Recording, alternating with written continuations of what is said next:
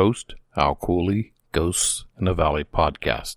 Welcome back, and if you're new, come back again. I appreciate it. Today my guest is V.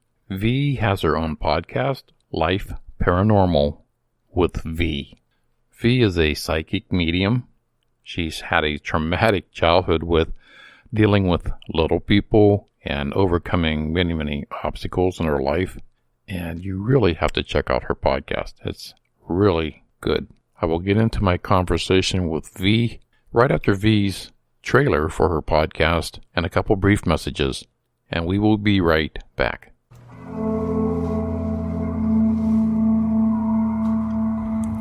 Hey guys, this is Vanessa. My podcast is Life Paranormal with V. Listen as I serve you all things spirit, paranormal, and unexplained. Join me every other Saturday as my guest host and I recount our own experiences that will perplex and utterly terrify you. Life Paranormal with V is available on all major platforms such as Anchor, Spotify, Apple Podcasts, and many more. Join the Lifer fam by following me on Twitter at VLifeParanormal. Follow, like, subscribe, and hit that notification button so you can always catch a ride on this spooky vibe.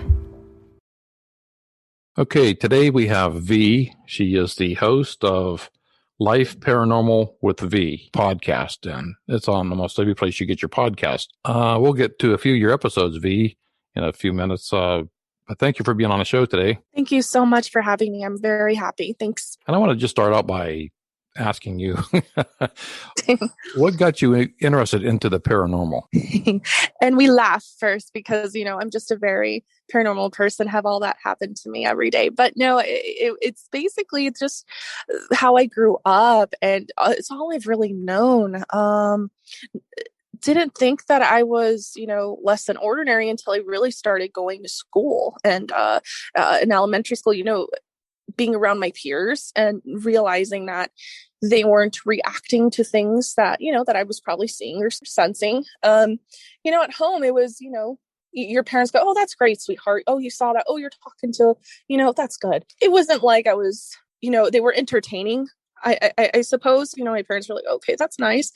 But I think when it started getting a lot more darker is when things started to change. And that's when I started to pursue it as far as like reading about it. So I've always had this love for the paranormal and, shows and movies. So that's always intrigued me because it made me feel like I was not alone in this. There was other people that were interested just as much as me and researched this. So that's always started since I was a young girl. I think around the age of 3 or 4. Very cool. And I think that's really cool because I listened to a few of your episodes, and I think you get the same beliefs I do on, you have a realm there for people to share their experiences and stories with you without them being called a kook or crazy or and there's so many different paranormal topics out there, and at a young age you actually seen little people, like under your couch. Yes,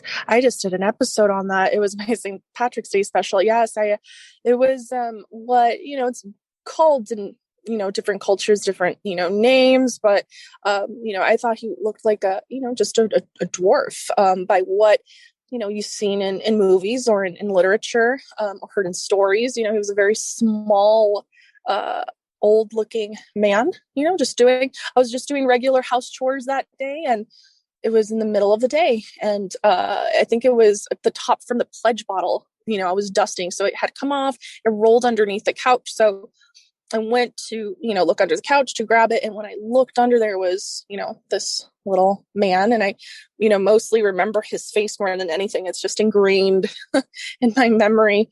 And I remember throwing down the duster rag that I had, and I ran to get my mom, screaming because it was, obviously scary. Of course, you bring your parents, it's like in the movies, you bring the parent, it's not there. It's just in your head, Right. But that was something scary, very scary. It always seems like, when you do try to tell your parents. I remember my first one, I was 14, my sister and I, And it always happened when my mom and dad loved to go out dancing on the weekend. So Uh-huh. it always happened when they were gone. So it was just me Oh. and my sister and my little brother. Mhm. But what we told my mom and dad, they were like, yeah, sure. Yeah, And that's the whole story in itself. But of course. trying to tell somebody that will believe you. Exactly. And I love your podcast because it's so real. Yes, thank you. I've listened to about 3 episodes so far. Just started the one with the afterlife, and I can't wait to finish Yeah. that one.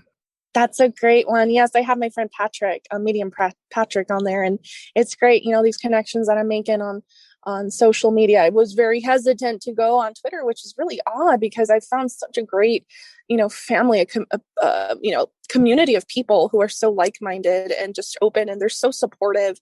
And I'm just wishing that I would have had that growing up because, if you have these abilities like I do, on top of, being able to be a medium, I really felt, I was incredibly sheltered growing up. So I didn't know what a medium meant or an empath or clairvoyant, per se. So I knew that there are people that were more in tune. I just felt like I was the only one. So getting into this community of other people, on Twitter, on social media, it's been great. And, I met Medium Patrick on there, and, that whole episode, you're going to hear it. It's very raw, and it's emotional. And, some of the stories that he tells, they're so haunting. They're so spooky. You're going to have to let me know how you like it. It's kind of weird too, because I've been doing this. I'm in the podcast for almost 3 years now. Nice. It's kind of strange. I never came across little people or leprechauns or fae. Yeah. And it's so strange that my last 2 guests, one was on a story about a little person in a tree, and the other one was, just yesterday I did an interview. She's coming up. She's a fae witch. Wow. Ooh, I'm getting chills. It's so cool that, I really haven't really done any investigations on this or paranormal investigator myself years ago, and Yes. did a paranormal documentary. I never came across the little people, and then I heard about it through the Navajo Indian culture, Yes.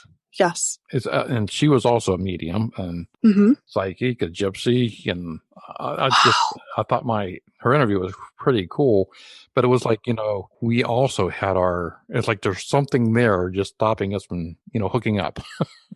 That's weird. And you know what? That usually happens. I will tell you 110%. I used to practice, I was a practitioner. So I had my own, home studio, and it's closed.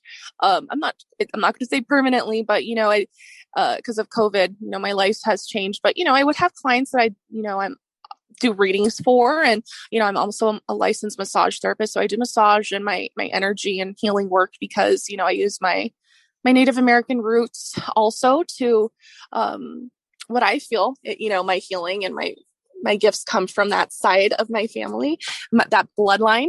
But yes, the stories about these small, I'm not going to call them creatures because they are a their own race, their own people. And, in my culture, of, the Mexican culture, in Latin America, there's stories of, they're called duendes, and they are, they're kind of like house elves, or people who also practice in like the dark arts too. Like witches tend to have them as a familiar, or to send them to go do their deeds or protect their home. So there's a lot of stories wrapped up around that, and they're also called goblins. And if you Google or even on YouTube, you look up goblins in Mexico, there's supposedly videos. And I mean, even my best friend, she's from Honduras. She immigrated here and became a citizen when she was 6, her and her parents. So she has a lot of really scary stories. And one of them was of a family who was actually terrorized by one of these things. It was like a gnome or a goblin. That's what I thought them to be in that episode. I don't know if you remember, but I actually had a horrible recurring nightmare that lasted about the likes of almost a week, which was the same thing, the same situation every night. It's like I'm in that exact same dream. Never had a recurring nightmare like that ever since. And it was very odd. Right. But, I had a few friends who do, are they're avid listeners of the show. One of them really hunts for EVPs. And it seems like every single episode I have has an EVP on it. He did find some really odd stuff on there. And upon editing, I also found when we actually start talking about this little gnome, actually, I think it was Asher. She was my co-host. So Asher's was talking about it.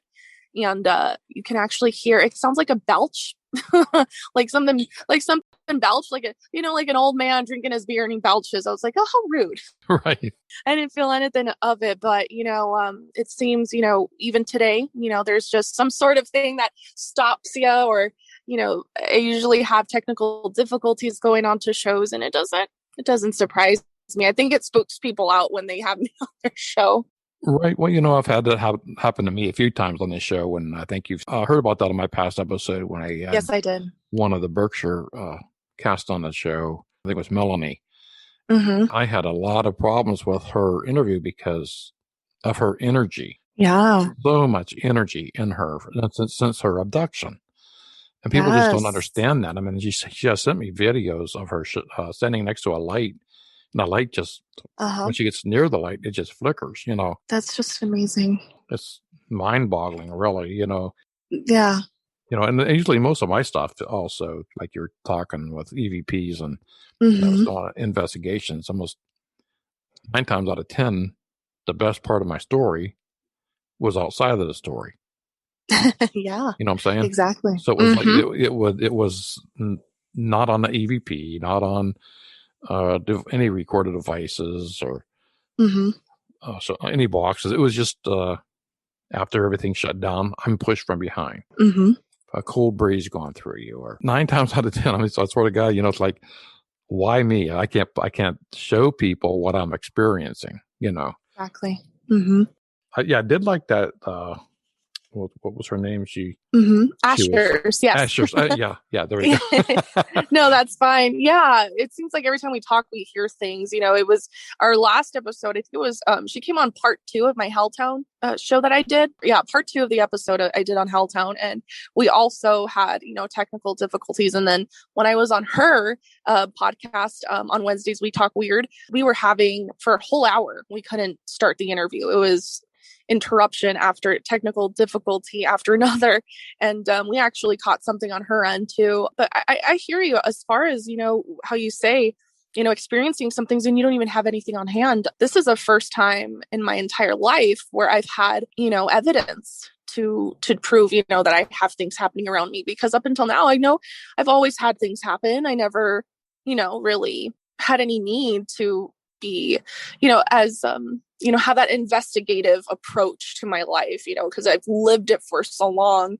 I never thought to take a picture or anything like that. I mean, I've sent a picture maybe and deleted it of, some scratches I've had maybe, or I think there's only a video I have of my son on his birthday where there's some orbs around him, which I know were his grandmother who passed on, but that's pretty much it. I'm kind of the same way where I've experienced things and I'm like, oh man, I wish that I had something, to prove to others that what I've experienced is real, Mm-hmm. Exactly. My past guest, I mentioned she was a Fey witch. Yes. You may want to have her on your show. I would love that. I'll give you her name. Her name is Stephanie McGrath, and I'll send it to you. And she has, she's on deathhistories.com, and she specializes in American death histories. I mean, massive people, dying like in flu viruses or the Civil War, all the deaths there, so, and how people can, contact the dead. And she also practices in the shamanic spiritual ceremonies. Like a priestess or something. She's also ordained, for doing that. And oh, that's great. I thought she'd be great on your show because she deals with Fey people, and oh, that's awesome. I can't wait to hear her on your show and hear her interview with you. That sounds great. And she's also a psychic medium. I'm thinking quite a few on the show, really, Yes. And I'm always fascinated by like the one I was reading a book. My sister gave me this book, and it was called Follow the Crow. It's a really good novel. Oh, At the same time, and it wasn't in a novel, the crow flies up on this windowsill looking at this person. at the same time, this crow flies up on my windowsill, looking in the window at me as I'm reading this book. And then eyes turn like kind of yellowish. And I looked at the crow and his eyes were like yellowish. I'm like, oh, what the heck's going on here?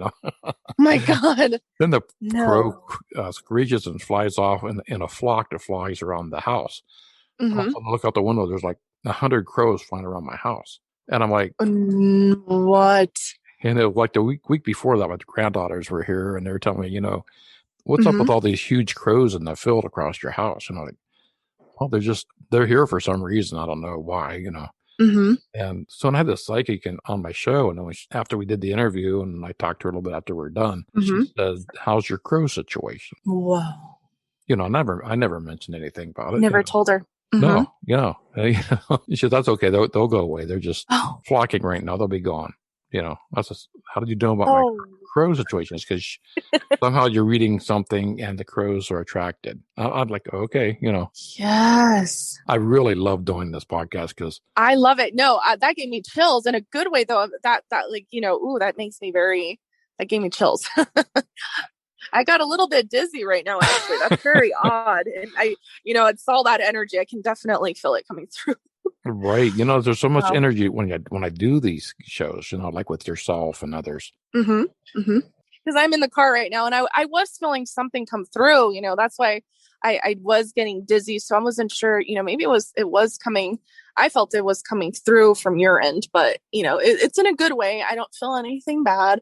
I just feel like you are like, I think when you do these things, when you're aligning yourself, with talking about the paranormal and the spirit world, I think that you are in that, how do you say it? It's like when you're on the right path, right? Your soul path, your soul purpose, you just emit this energy. You are like high frequency yourself, I have contacts with, when I go into a home or a spirit, Yes. I'm not there to chase them off or unless they want passed on. And I, basically if you just ask them to leave, they will leave.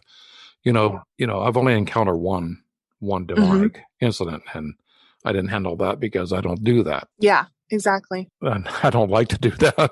No, I don't touch it either. I'm done with that. I did it one time and that's my first and last I'll ever come near anything like that again. I think you're going to, I think that's how it is with, some houses, that are haunted or people go and investigate or, you have claims of something happening and, people say they're not. I didn't experience, therefore it's not happening in this home where these people are lying.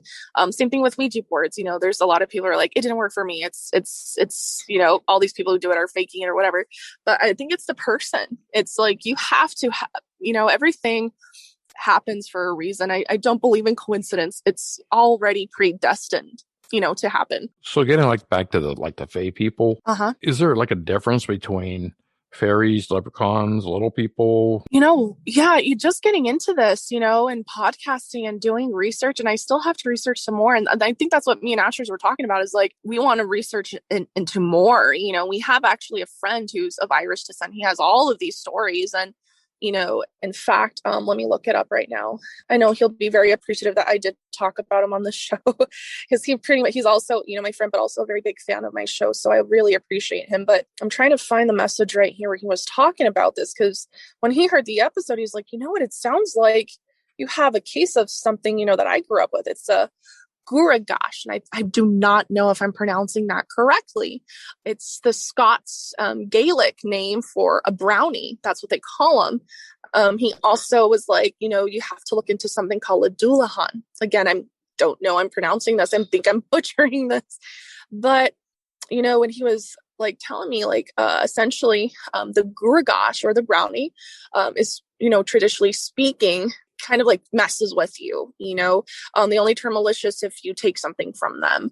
They do pranks, break dishes, stuff like that. But that's what it sounded like to him, what he was hearing from my show about what I had experienced, because like I said on the episode, I didn't feel anything bad from it. He just obviously scared me. His appearance frightened me, but I didn't feel like he wanted to hurt me. The whole thing that was really odd about this was that my mom experienced it, in a dream. She saw something very similar to what I had seen. And it was just really, really odd.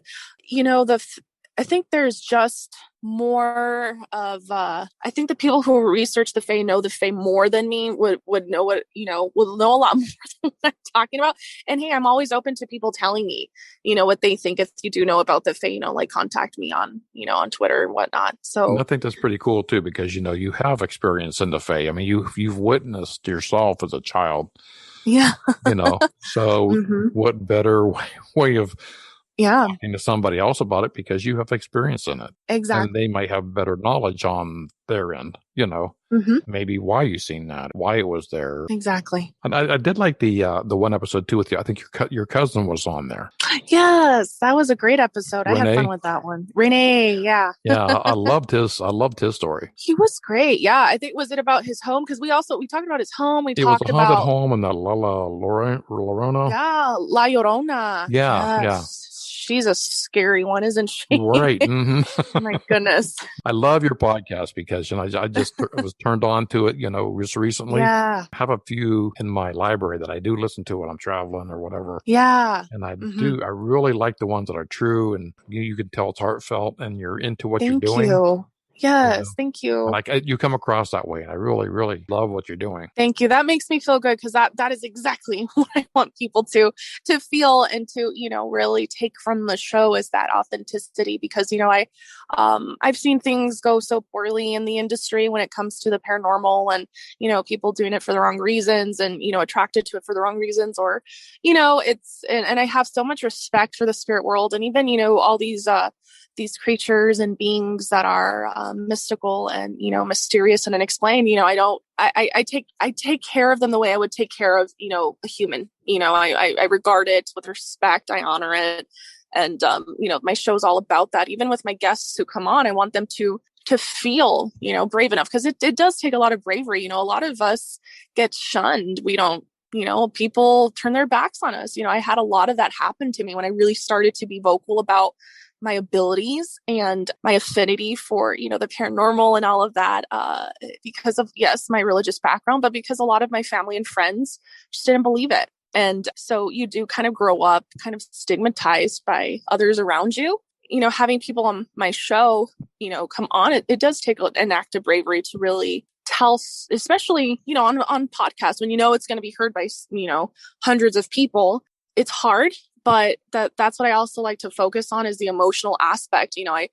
I did suffer a lot through this. There's been some great things, but also some really, really dark things that I've experienced. And I go into it on my show. And because of that trauma and everything, it's closed me up.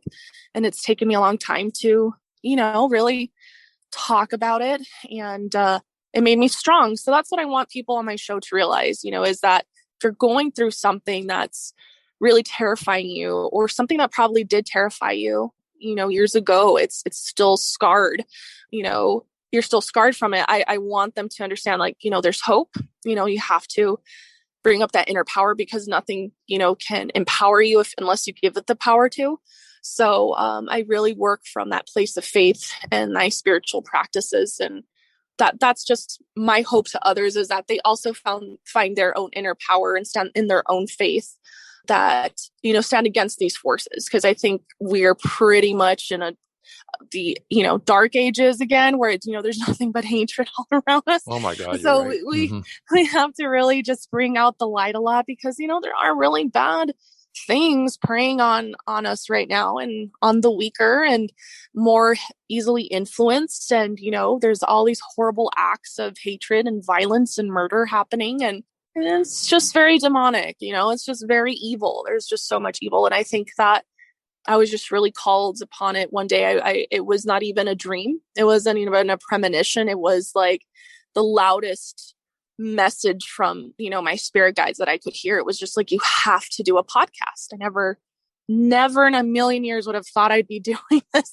I actually took a huge hiatus from social media. I quit it for years. I haven't had anything, maybe a Snapchat to communicate with my family, take pictures, but nothing. I never thought I'd be on Twitter, let alone, broadcasting my life to thousands of people. So like I said, coincidences happen for reasons really unbeknownst to us. Right. Well, and what was your religious if you don't mind me asking. I'm Catholic. I'm still Catholic. So I still practice and have my own church, and I really do it, because that's just, I went away from my faith for a while, but really came back, and that's just, that's what gets me through everything. And, everybody is different, and I respect that. So Some of these responses I get from people, and you'll probably get the same thing, there are a lot of people that give you hate mail or about the UFOs when I had my UFO segments on there, and how these people are nuts. They don't understand.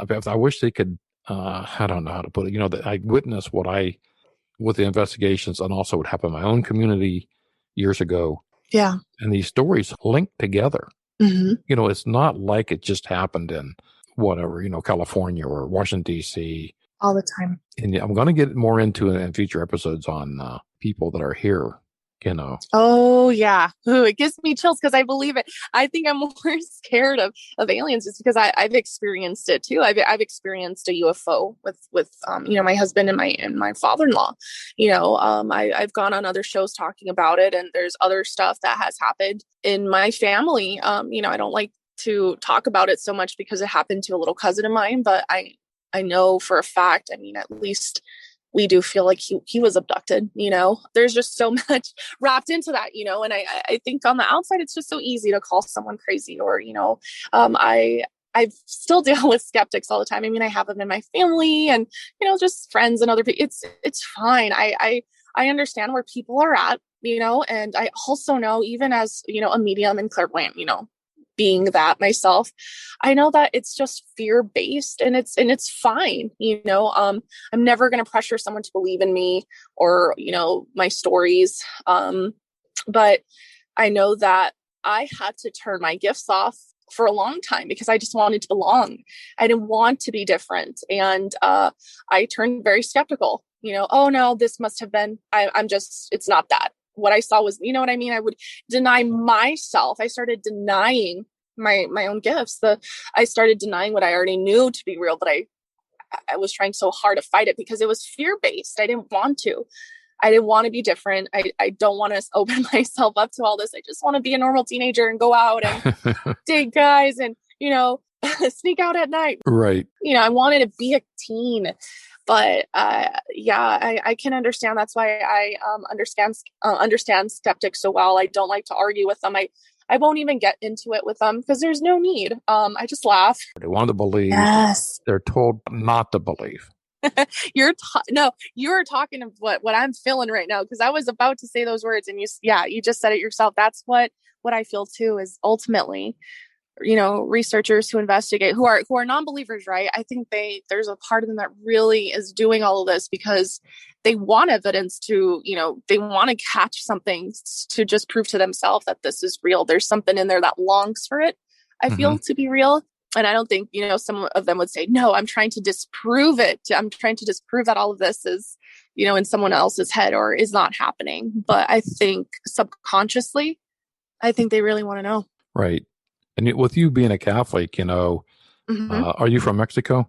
I have a lot of family. I'm Mexican American. Yeah. Did you have a hard time when you discovered you had the abilities of being a medium, separating your Christian beliefs? Yeah, I think that. Ooh, and I get emotional talking about it because my grandmother, when I really started doing massage therapy and really work, I did some work on my grandma one time, and she looked at me and she, in Spanish, I'll translate in English, but she said, you have healing abilities. You have a gift. In my culture, we call it a don. Tienes un don, when it means you have gifts. These are spiritually given to you from the divine. You're meant to do something big in this world. And she felt that in all seriousness. And this is my grandmother, who I know I have my Native American roots, which is very odd that we're talking about this and, culture and race, because, I just had one of those, 23andMe DNA tests, and I believe I'm like 54% Spanish. So from Spain, Spanish, Portuguese, and I'm like 34% Native American. So that's, Spaniard is on my dad's side. So we're very Spanish on my dad's, and I know I'm very Native American on my mom's, but it's just very interesting because yes, there are Catholic, faith talks about that, but I was also grown up to my parents were like, don't talk about this stuff, don't bring books about the occult or all that other stuff in the home, because when you talk about it or bring it in, you're inviting it in. That's a lot how my culture is. A lot of my aunts and uncles and, my own parents believe that, you must not speak about it, or, because you give it power, you basically draw it to you. You're waking up the dead, you're waking up that spirit. Yeah, just respect them. And very much in our culture, we regard the dead. We have Dia de los Muertos, and that's just something that I like to celebrate throughout the year. I have my own altar with my loved ones' pictures on there, and I celebrate them every day. That's just, the spirit world is regarded differently, for us. I just love Native American culture. Yes. We were talking about shamanic a little earlier, and Reiki, Yes. yoga. And I experienced that for the first time last year. My wife and I went to a healing tent. Oh, It's erected every year by Native American Indians. And, it's so cool to go there and just release yourself, and oh, that's great. with the tobacco and the sage and, and throwing your trouble into the fire and passing around a circle. It's so, and I went there because I had bad knees and my knees were killing me. And I'm like, my sister, she's also a pastor, she says, this will help you. And I said, I don't know. I mean, do you really believe that? And I said, she says, I do. I go here regularly. Yeah. She said, that's fine. The lady operating it, teaching it. And when I left her, my knees did not hurt. Wow. You have what I'm hearing is that, especially, I'm getting chills. I'm getting confirmation. So the knees represent your will to surrender. So those ceremonies, I've been in them, initiated them, and I feel like you have your spirit it just surrenders, it goes through this release. And, what do you do when you pray? You fall to your knees. It's just, look at throughout history, you fall to your knees as an act of surrender, and it's just this very spiritual meaning behind it. And, the knees just hold so much, energy in them. So yeah, I can definitely see that. Get a chance to listen to one of my past episodes called Indian Johnny. I'll have to. I can really relate to that story that was sent to me a few years ago. And a few things that happened in my life is in this story. Yeah. From a story that was sent to me from Philadelphia. So we have no connection. Parts of that story that I relate to, that I grew up with. Wow. Being on an Indian reservation and seeing the Lakota Indian tribe and some of the rituals, and things they did. And when he's telling me the story, it was like, wow, deja vu. Oh, that's such a good, that gives me chills. That's so great. I love that. And before you close out of here, I did listen to one of your episodes, and at the beginning you were talking about suicide. And I was totally, totally blown away. Yeah. Because I felt the pain in your voice. I felt, how I'm just proud of you for coming back from your problems and conquering what you went through. And I think you really probably touched a lot of people out there that can relate to you, Thank you. I know that my friend, like I sent you the song that he did. Yeah. I was at their house. I was at Vinny's house with his mother. So I witnessed the spirits there in her house. Yeah. Oh my God. That's so, oh my God. I kind of I can't tell you. It was just. Oh, I'm getting emotional. I'm sorry. Yeah. No, that's okay. It touched me in a way that spirit or memories to me at that moment. Yeah. He was with you, definitely hearing that, there's not a, there's no way of explaining it and why, but when you do think of them in that time, it's because he's there with you. He was experiencing it and hearing it himself too in that moment as well. But thank you. It wasn't an easy decision to make, but it was the right decision to make. And I'm glad I've had a lot of people reach out to me and say thank you. And I'm glad that it brought, his spirit alive again. Thank you for sharing that with me. That was just that was such a tragic thing that happened, Well, the thing I didn't tell you and everything, but his suicide, was ruled a suicide by the coroner. His mother strongly kind of leaning towards her, that it was not a suicide. Wow. And then when I contacted the detectives and it happened in my county. So when I contacted the detectives that were involved in the case, I was basically told to drop it. Wow. So. Wow. Yeah.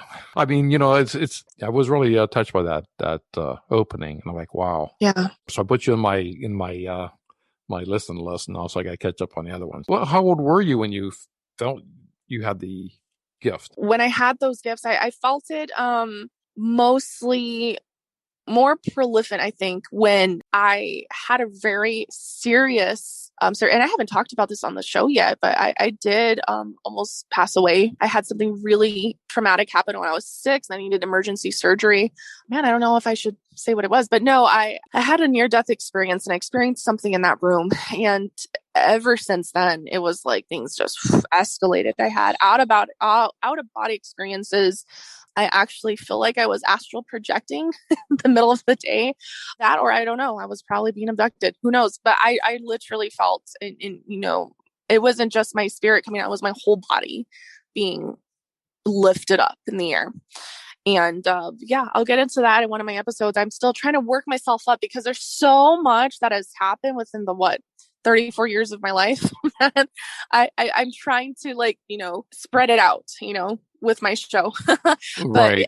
I started seeing things, and really the deja vu and the dreams were really pronounced. But I think it was when my parents started getting afraid that I knew this is something different. It was mostly during the night. And I don't know if you, when you do begin the show from the beginning, you're going to listen to the times when it was a lot of the evil stuff that started to come in.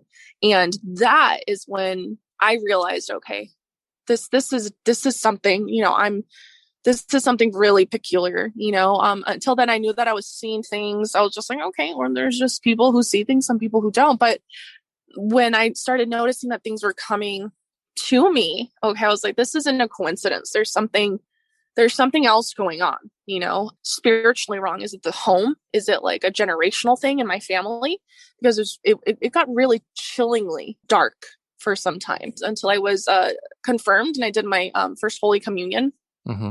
I noticed that a lot of the other bad stuff stopped. I still experienced a lot, but it's kind of different. Like I think I talked about it on that episode that you were talking about, when I was speaking of my, suicidal thoughts and attempts. Once, and I don't know if it's really common in the clients I've worked with who are teenagers. Once they hit that certain age, it's like, then you start feeling things so much more powerfully and experiencing them, depression, anxiety, in kids who are gifted, it's very prevalent. And it's because we don't know what's happening. We don't know how to control our gifts. We don't know how to cleanse ourselves and release some of the energy and things that have manifested in our bodies, or we've taken unknowingly, like sponges, and we take that within ourselves and we absorb it. We absorb those energies, and a lot of what I was feeling in that dark time as a teenager was just that. And I had no knowing that wasn't all mine. I wasn't a very depressed kid. I didn't think that I was. And even now I'm not diagnosed with that. I'm diagnosed with other things, but it's definitely not depression. But I understand now as an empath, I knew very well who I was picking up on and why, because it was very much something in my home and in the bloodline and everything. So I knew then that there was something off, because I knew there was something that with the deja vu, getting visited by spirits more, having more weird other things come up. That was when I was going through stuff. You have any personal connection with a few of your spirit guides? Oh yeah, I do. They're very private like I am, but no, they're very much around. And I have one that's very obviously they're with you all the time, but he is always with me. I do have spirit animals that I also work with, and they're always with me and around my home. And they've showed themselves to me in physical form and dreams. And they never leave you either. They're assigned to you. So everyone's born with an animal spirit, Mm-hmm. a guide and protector. So it's great. Now I'm at that age where I love it. I love all this, accepted it, and I'm very blessed for it. I just asked that question because most of my past mediums and psychics, they, and you probably can relate to this, is you feel like you're gifted with your, gift, but also it's almost like a curse. It is. It's put on you. Yeah, it really is. It's a burden sometimes when, especially, I've tried to put up walls, not to read family or friends. And I don't. I'm very, even with you, until you started talking about your friend, because you started talking about it, I was, stuff started just channeling in. And, but I don't, go in and start talking to you and start reading, just because I've learned it's kind of like someone walking into your house unannounced, and it's just disrespectful and rude. So I don't like to just pull someone's energy. My culture is very much about respect, respecting others and honoring them. I learned not to do that with my husband or, family and friends, only when they ask me like, hey, do a reading, or can you feel anything around me? Do you feel anything odd about my home? I've been feeling it off. So yeah, it is a burden when you feel things about others. Yeah, I had a past guest on, and she said she was close to suicide because this is chilling to me, but she was contacted by all those people that hit the Twin Towers. Oh no! So she knew she knew it was happening before it happened. Oh no! So when she jumped out of bed, she screaming that hundreds of lives are lost. Oh no! There was evil that just happened, and it was like a decline, like you're going down a steep incline, people screaming, and she says she can't get that out of her head. So she herself had to go talk to other therapists and she says she's constantly, most of the time it is a gift. It is something that, can help people, but she says there was a few times where she wished she didn't have it, I agree with her. That's horrible that she had to experience that, but I've been in that situation. I still am, it's still, I think you can hear it on my show. Like you say, there's just a lot of pain and a lot of, it wasn't just like, there's been some really great things that have happened to me and that I've experienced. And it's just been wonderful, but they're, the parts that have just been really traumatic and dark, that's just something that's always going to stay with me. And I always talk on my show that, the best thing is, therapy is a beautiful tool and counseling is such a great resource. I'm actually a psych major, and that's just what's calling me in this lifetime is to help others with trauma. And I understand it greatly. There's nothing that I'd recommend people more than to go talk to someone, and seek help. That's just what saved me. And what helped me still helps me. I'll probably be in it forever, but that I think that's just very healthy and it's very normal. And I don't know why it's still not normalized in this society. People still make it seem like, there's something wrong with you, or it's just it's still stigmatized, and I hate that. I really do. Right. Well, I want to thank you for being on the show and really for opening up and sharing yourself with us today. And I will put all your links in the bottom of the show notes where they can contact you. Where can they contact you at? So you can find me on Twitter at VLifeParanormal. You can follow and subscribe on Twitter and just kind of be updated on what I'm doing on my show. I also have my website at www.lifeparanormalwithv.com. It uploads my recent episodes on there, and you can find my podcast on all your podcast platforms. Please leave me a review on Apple Podcasts if you do enjoy it. I'd love to hear from you. Thank you very much. Thank you, Alton. You have a great night. Thank you. I want to thank V for her time and her knowledge. It was truly my pleasure to have her on the show today. And make sure you check out V's podcast, Life Paranormal with V. Her links will be posted in the show notes, so make sure you do click on those and check those out. And as always, please rate and review my podcast on Apple Podcasts, Ghost in the Valley Podcast. I truly would appreciate that. On the last episode, I mentioned that I had went to a healing tent near my hometown in Ohio. It's in Ravenna, Ohio, and it is called the White Barn Healing Arts Center. It's a tent that's erected every year around spring and taken down after fall. It's put up by the Native American Indian and taken down by the Native American Indians. And the classes are run by Annette Bragg. And what the White Barn Healing Arts Center actually does is they promote wellness, peace, and healing for the body, mind, and spirit through natural and homeopathic practices. Also relaxation and healing techniques, spiritual guidance, and support. And among all of that, they also take in animals that are going to be put down and they can live out the rest of their lives on their farm. It's really, really worth your time to visit this place. My wife, myself, my sister, my nieces, we go there and we really, really leave there with inner peace and relaxation. So please check them out on Facebook, Instagram, LinkedIn, under the White Barn Healing Arts Center, or the White Barn Healing Arts. I will leave their link also in the bottom of this podcast. As always, thank you for stopping by, listening on Ghosts in the Valley. I'm your host, Al Cooley.